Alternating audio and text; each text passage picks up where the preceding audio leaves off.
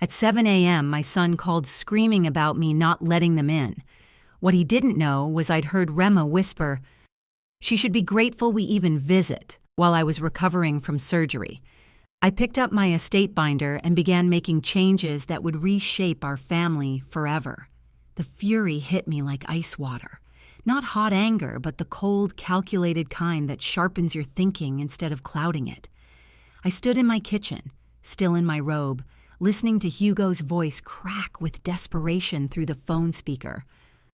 "Mom, this is insane. We have nowhere else to go." But they did have somewhere to go. They had their own house, which I'd just learned they'd rented out on Airbnb for 2 months without telling me. They were planning to dump their 4 kids on my doorstep while pocketing vacation rental money. My neighbor Carla had innocently mentioned seeing beach chairs and wine crates being moved into Hugo's place by a young couple with Washington plates. The pieces clicked together with sickening clarity. This wasn't an emergency visit. This was premeditated exploitation disguised as family time, timed perfectly for when they knew I was weakest. I walked to my front window and peered through the blinds. There they sat on my porch like refugees, complete with suitcases, and that performance of helplessness that Remma had perfected over the years. The kids looked genuinely confused, but Hugo and Remma? They kept checking their phones and glancing at the windows, waiting for me to crack and open the door like I always had before. But I wasn't the same woman who'd opened that door countless times to their manufactured crises. 3 weeks of recovering from gallbladder surgery had given me time to think. What I'd concluded was this: they'd been using me as their personal support service for decades, and I'd been too afraid of seeming difficult to call it what it was. The whispered conversation I'd overheard during their last visit had been the final catalyst. She should be grateful we even visit. Grateful. As if my recovering from major surgery was an inconvenience to them. As if my need for rest was selfish. As if 30 years of dropping everything to help them meant nothing compared to their immediate wants. I had advantages they didn't know about, more than they could imagine. My background in estate law hadn't just been a career. It had been preparation for exactly this kind of family manipulation. 28 years as a paralegal specializing in inheritance disputes had taught me how family members reveal their true priorities when money and property are involved. I'd watched hundreds of cases where adult children showed their authentic character the moment they thought inheritance was guaranteed. I'd learned to document everything, trust actions over words, and always maintain legal leverage. My financial position was something I'd carefully kept private. When Frank died 5 years ago, his life insurance and our combined retirement accounts had left me with just over $800,000 in liquid assets. The house was paid off, worth about $400,000 in the current market. I had no debt, excellent credit, and a monthly pension that covered all my living expenses comfortably. What Hugo and Remma didn't realize was that I'd been watching their financial patterns for years. They lived paycheck to paycheck despite Hugo's decent engineering salary, because Remma treated every family gathering like a competition she had to win through spending. Their house payment stretched them thin, their credit cards carried balances. They'd been counting on eventually inheriting my house to solve their long-term financial problems. I had strategic advantages they'd never considered. My attorney, Margaret Holbrook, had been handling my legal affairs since Frank's death. She was thorough, discreet, and shared my low tolerance for family members who confused inheritance with entitlement. My financial advisor, Robert Davis, managed my investments and understood the importance of maintaining control over assets when dealing with presumptuous relatives. Both had seen cases like mine before and knew exactly how to structure legal documents to prevent manipulation. But my greatest advantage was something they'd accidentally given me themselves: documentation. Every ignored text message, every dismissive comment, every time they'd treated my recovery needs as inconvenience rather than medical necessity. I'd been unconsciously building a case file of their disregard. Now I realized it was evidence of a pattern that would support any legal decisions I made. I opened the estate binder I'd updated after Frank's death, the one that currently named Hugo as primary beneficiary and Remma as guardian for the grandchildren's education funds. They'd assume these arrangements were permanent, that my affection guaranteed their financial security regardless of how they treated me. They were about to learn the difference between a gift and an entitlement. My first call was to Margaret Holbrook. Her assistant put me through immediately when I mentioned it was urgent family business.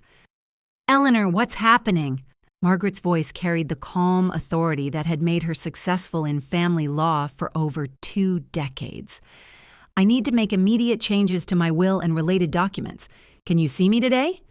I explained the situation concisely. The planned exploitation, the overheard conversation, the current standoff on my porch. "Absolutely. Come in at 2 p.m. and bring your current binder. We'll need to document the circumstances surrounding these changes carefully." Margaret didn't sound surprised. She'd handled enough inheritance disputes to recognize the warning signs of family members who viewed elderly relatives as resources rather than people. My second call was to Robert Davis. "Eleanor, good morning. How's your recovery going?" His genuine concern contrasted sharply with my son's performative worry. "Better now that I'm making some strategic decisions, Robert. I need to discuss restructuring my beneficiary arrangements across all accounts. Can we meet this week?" I outlined the morning's events and my growing clarity about my family's true priorities. "I can come to your house tomorrow morning if that's easier," Robert offered. "What you're describing isn't uncommon, unfortunately. We'll want to make sure any changes are properly documented and legally sound." This was exactly the kind of professional support Hugo and Remma had never bothered to understand I possessed. They saw a lonely widow who needed their occasional visits to feel valued. They missed the reality of a woman with decades of legal experience, solid financial resources, and professional relationships with experts who could implement her decisions efficiently. My third call was to Ray Gonzalez, the locksmith who'd changed my locks after Frank died. "Ray, it's Eleanor. I need you to come back out and change the locks again. Family situation." Ray had changed locks for enough domestic situations to understand the subtext immediately. "I can be there in 2 hours. Same service as before, but different keys entirely?" "Exactly. And Ray, if anyone asks you questions about this work, please refer them to my attorney." I gave him Margaret's contact information. While waiting for Ray, I began the methodical process of documenting everything. I'd learned from my paralegal career that successful legal strategies required comprehensive record keeping. I created a timeline of events, the surgery, the ignored recovery requests, the overheard conversation, the discovery of the Airbnb rental, today's attempted manipulation. I printed out our text message thread showing Hugo's dismissive, "rest easy" response to my recovery needs. This was followed by complete silence when I'd reminded them I wouldn't be available for childcare duties. I photographed the scene on my porch through the window, capturing their staging of the situation for maximum emotional manipulation. Most importantly, I began drafting a detailed account of their pattern of behavior over the past several years. The 9-day emergency babysitting when Remma decided she needed to reset her energy at a spa retreat. The rearranged medical appointments when Hugo's conference schedule created childcare gaps. The grocery runs when I was barely mobile, followed by criticism that I'd bought the wrong brand of fruit snacks. Each incident by itself could be dismissed as normal family helping. Together, they formed a clear pattern of one-sided exploitation, disguised as reciprocal family relationship. By noon, the documentation was complete and organized. Ray had changed the locks and provided me with detailed photos of the work for my records. Margaret had confirmed our afternoon appointment. Robert had scheduled tomorrow's meeting. I had built the foundation for legally protecting myself from people who had mistaken my generosity for weakness. The phone had rung 6 more times. Hugo, then Remy, then Hugo again, each call more frantic than the last. I'd let them all go to voicemail while I worked. Their messages revealed their thinking. This was a tantrum that would blow over if they waited long enough. They still believed they were dealing with the accommodating mother and grandmother, who had always eventually opened the door. But that woman had been listening when Remma whispered about gratitude. That woman had been taking notes.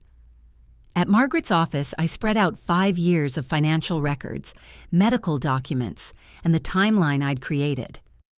"This is more thorough than most clients bring," Margaret observed, reviewing my documentation. "You've essentially built the entire case file yourself." 28 years of paralegal work teaches you to think ahead, I replied. "What I want to know is how to structure this so they can't challenge it later." Margaret reviewed my current will, then looked at my financial statements. "Eleanor, you have substantial assets here.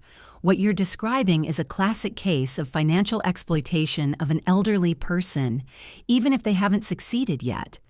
The attempted manipulation around your medical recovery, combined with their undisclosed rental scheme, gives us grounds to make changes that would be very difficult to challenge."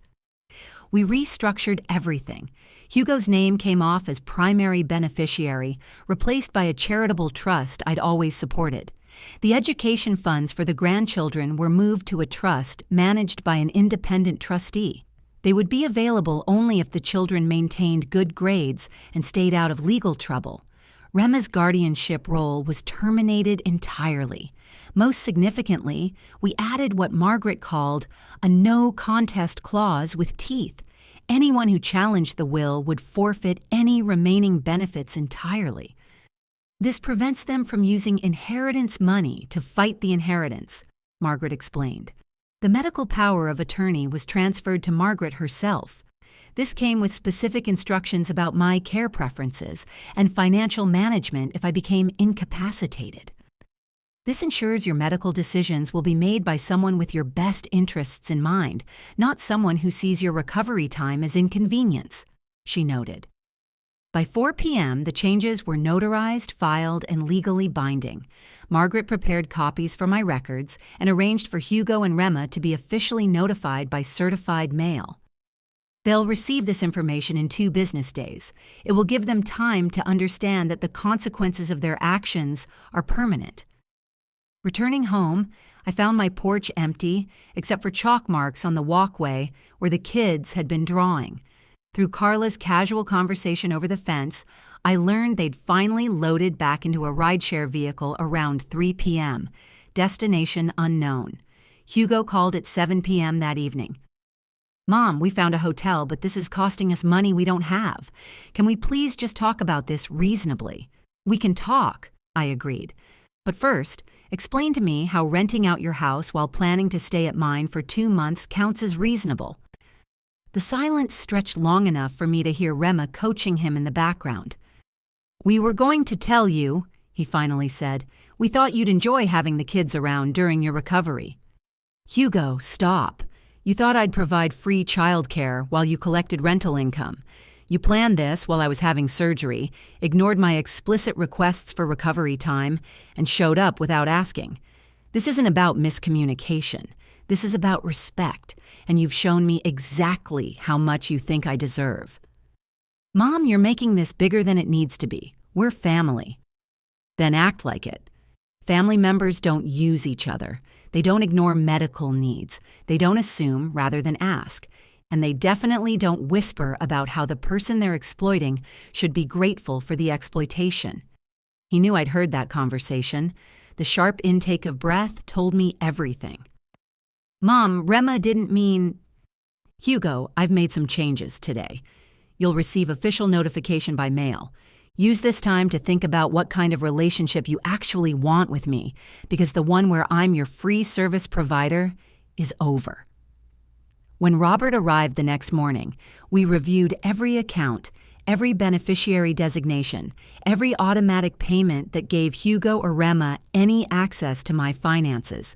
The children's phone plans, which I'd been paying for 3 years, the family Netflix account, the car insurance policy that covered Hugo's vehicle at a multi-car discount rate. "Eleanor, you've been subsidizing their lifestyle to the tune of about $4,000 annually in direct payments, plus the unpaid childcare and services," Robert calculated. "They've been treating you like a financial resource while taking your contributions for granted." Every connection was severed, every automatic payment canceled, every shared account closed and reopened in my name only. By the time we finished, Hugo and Remma would discover that their financial situation had become significantly more challenging overnight. "The beauty of this approach," Robert observed, "is that they can't claim you're being vindictive. You're simply stopping the voluntary financial support you were providing. They have no legal right to your money." The certified mail arrived at their hotel on Thursday. Hugo called within an hour. "Mom, what is this? You can't just cut us out of everything." "I can and I have. Legal documents tend to be permanent, Hugo. How much did that hotel cost you this week?" "That's not the point. The kids' college funds are still there, managed by an independent trustee. If they earn good grades and stay out of trouble, they'll have educational support. What's changed is that you and Remma no longer control those funds." "This is insane. You're punishing children for adult problems. I'm protecting resources from adults who have shown they can't be trusted with other people's financial security. The children will be fine if their parents start making responsible decisions." Remma took the phone. "Eleanor, this is cruel and you know it. We made one mistake. You made years of mistakes. You treated me like hired help. You ignored my medical needs. You assumed my resources were yours to allocate. The mistake was mine for allowing it to continue this long. We can fix this. We can change how we do things." "You're going to have to, Remma, because the financial safety net you took for granted no longer exists." The consequences cascaded exactly as I'd anticipated. Hugo's car insurance premium jumped $200 monthly when he had to get individual coverage. Remma discovered their phone bill increased by $120 when they had to leave my family plan. The Netflix account suspension was minor, but it meant the kids' entertainment disappeared right when hotel living was already stressful. More importantly, they had to find alternative housing immediately. The Airbnb rental income had been intended for a vacation fund, not emergency accommodation. With hotel costs at $150 per night, their 2-month rental profit was evaporating in 2 weeks. Hugo's engineering salary was decent, but their budget had been built around the assumption of my continuing subsidies. Without my contributions, plus the unexpected hotel expense, they were short about $1,200 monthly. Remma would have to find work, something she'd been avoiding since the second child was born. Margaret called with updates as the legal notifications took effect. "Eleanor, they've contacted my office twice trying to schedule meetings about reconsidering the arrangements. I've informed them that you're not interested in negotiations. The documents are final unless you choose to modify them. Any legal challenges?" "None that would succeed. The documentation you provided shows a clear pattern of financial exploitation and disregard for your medical needs. Plus, the no contest clause means challenging the will would cost them the children's education funds entirely. They're not in a position to take that risk." 3 weeks later, Hugo called with a different tone entirely. "Mom, I want to apologize for all of it. We took advantage of your generosity, and we treated your recovery like it was about us rather than about your health." "I appreciate the apology, Hugo. Is there any way we can work toward rebuilding this relationship? The kids miss their grandmother." I'd been thinking about this possibility. "Hugo, I'm willing to have a relationship with you and the grandchildren, but it's going to be fundamentally different. You're going to treat me like a person, not a resource. You're going to respect my boundaries, especially medical ones, and you're going to demonstrate that respect consistently over time." "What about Remma? She wants to apologize too." "Remma can apologize to me directly when she's ready to take responsibility for her actions rather than minimizing them. Until then, my relationship is with you and the children." "And the will?" "The will reflects the relationship we actually had, Hugo. If you want a different arrangement in the future, you'll need to show me a different relationship. That's going to take time, and it's going to require genuine change. 6 months later, Hugo had established a pattern of respectful contact. Weekly phone calls asking about my health and sharing updates about the kids. Invitations to family events that included genuine offers to pick me up, rather than assumptions that I'd provide transportation.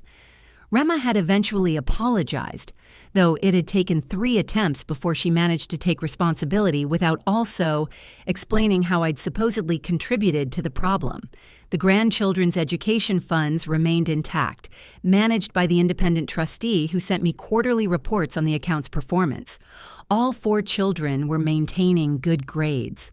They were motivated partly by understanding that their college futures depended on their own efforts rather than their parents' manipulation of grandparents. Hugo and Remma's financial situation had stabilized once they adjusted their spending to match their actual income rather than their income plus my subsidies. Remma had found part-time work that fit around the children's schedules. They'd moved to a smaller house with lower payments, eliminating the financial stress that had made them view my resources as solutions to their problems.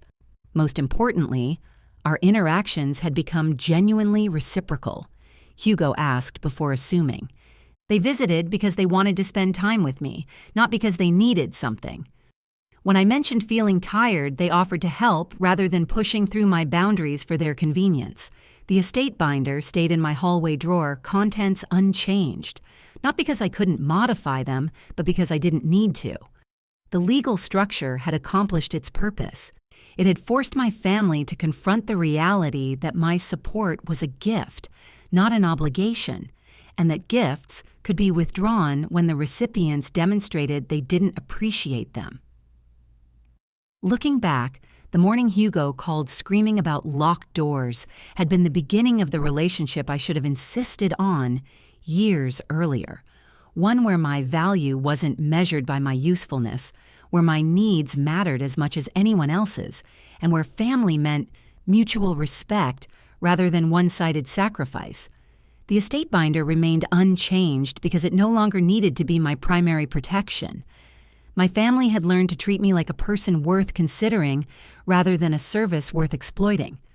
And that, I realized, was the inheritance I should have been giving them all along. The knowledge that relationships built on respect last longer than those built on financial dependence. Sometimes the greatest gift you can give someone is the opportunity to discover they're capable of taking care of themselves.